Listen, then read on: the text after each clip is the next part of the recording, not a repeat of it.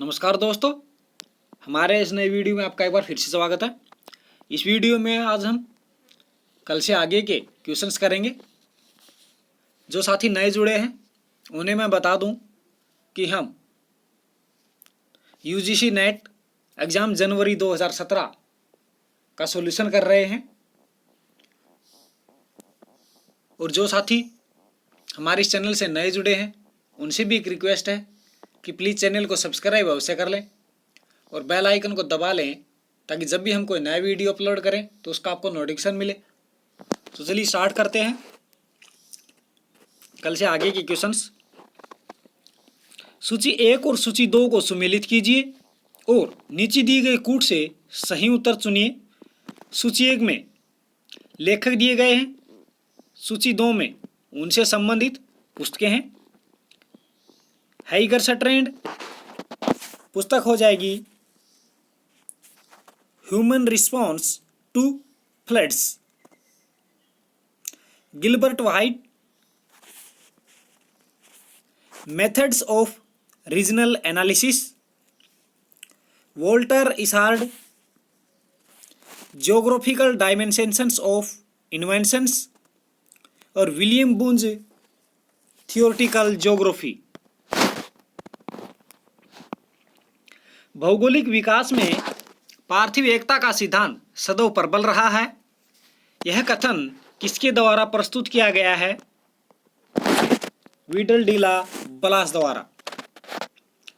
निम्नलिखित में से कौन जर्मनी का भूगोल संबंधी ज्ञान को प्रथम बढ़ावा देने वाला था? ऑस्कर पास्चल। ठहरिए और जाइए निश्चयवाद का प्रतिपादन किसने किया था? ग्रिफिथ टेलर ने। सूची 1 और सूची 2 को सुमेलित करना है। सूची 1 में भूगोलवेत्ता दिए गए हैं, सूची 2 में देश दिए गए हैं। अलेक्जेंडर वान हम्बोल्ट जर्मनी के भूगोलवेत्ता थे। एलन चर्चिल सैम्पुल अमेरिकन भूगोलवेत्ता थी। पीटर हेगेट यूनाइटेड किंगडम के। और जीन ब्रून्स का संबंध फ्रांस से था। जनसांख्यिकीय परिवर्तन में जनसंख्या वृद्धि के कितने चरण सम्मिलित हैं? 4 चरण। भारत की जनगणना के अनुसार नगरीय बसावटों की कितनी श्रेणियां हैं? 6 श्रेणियां। निम्नलिखित मॉडलों में से कौन सा मानव पारिस्थितिकी तंत्र के अध्ययन पर आधारित है? बर्गेस और पारक्स केंद्रीय क्षेत्र मॉडल किस अध्ययन पर आधारित है? ये पारिस्थितिकी तंत्र के अध्ययन पर आधारित है। भारत की जनगणना के अनुसार 2001 और 2011 के बीच भारत में कुल जनसंख्या का लिंग अनुपात प्रति 1000 पुरुष पर स्त्री का अंतर था 7 का।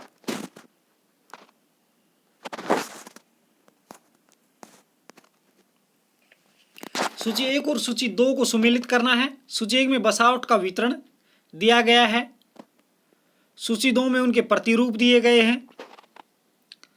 जो प्रथम प्रतिरूप है वो किस तरह का प्रतिरूप है?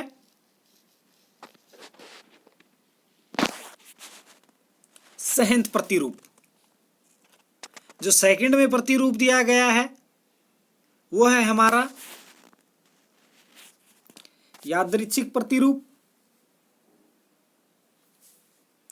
जो तृतीय प्रतिरूप है वो हमारा एक समान प्रतिरूप है। और जो फोर्थ प्रतिरूप है वो पूर्ण एक समान प्रतिरूप है।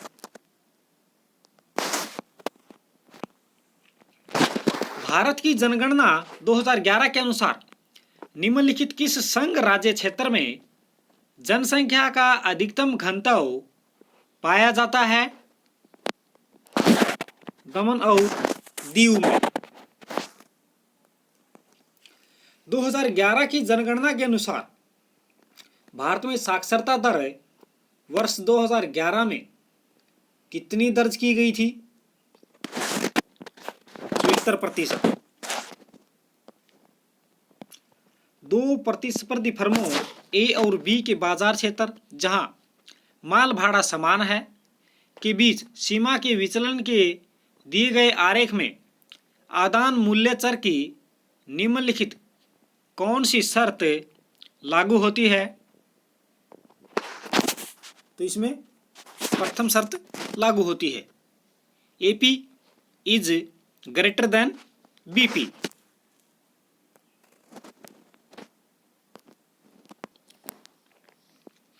औद्योगिक दर से भूमि में स्थान के ऊपर आदान लागत वक्र की प्रकृति हो जाती है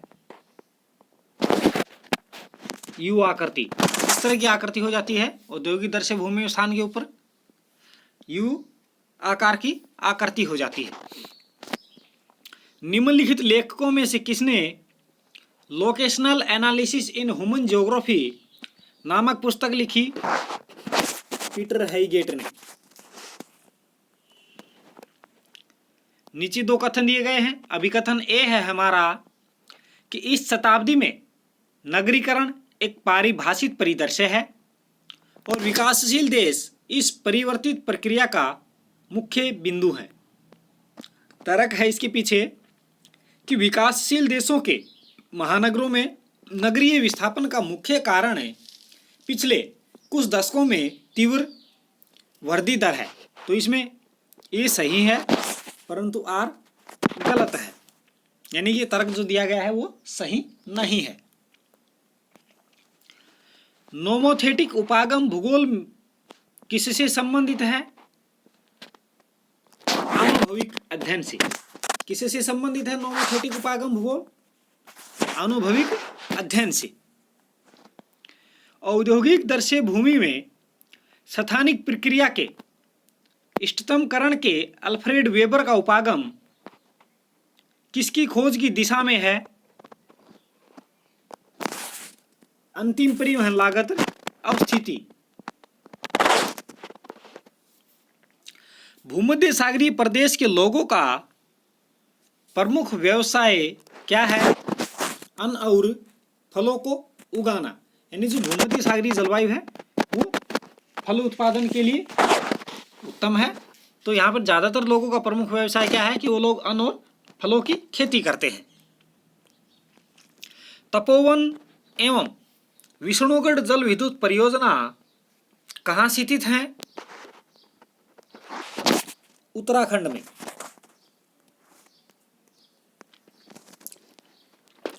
अमेरिका का कौन सा राज्य वसंत के मौसम में गेहूं उगाता है? उत्तरी डकोटा राज्य। यहाँ पे वसंत के मौसम में गेहूं उत्पन्न होता है। भू राजनीति शब्द किसने प्रचलित किया? केजेलिन ने। किसने प्रतिपादित किया था भू राजनीति शब्द को? केजेलिन ने। जनजातीय कल्याण समिति 1952 ने भारतीय जनजातियों को कितनी श्रेणियों में वर्गीकृत किया है? 4 श्रेणियों में। हॉटेंटॉस हैं पूर्वी अफ्रीका के निग्रिटो, यानी पूर्वी अफ्रीका के जो निग्रिटो लोग हैं उनको क्या कहा जाता है? हॉटेंटॉस। सूची 1 और सूची 2 को सुमेलित कीजिए और नीचे दी गई कूट से सही उत्तर चुनना है हमें।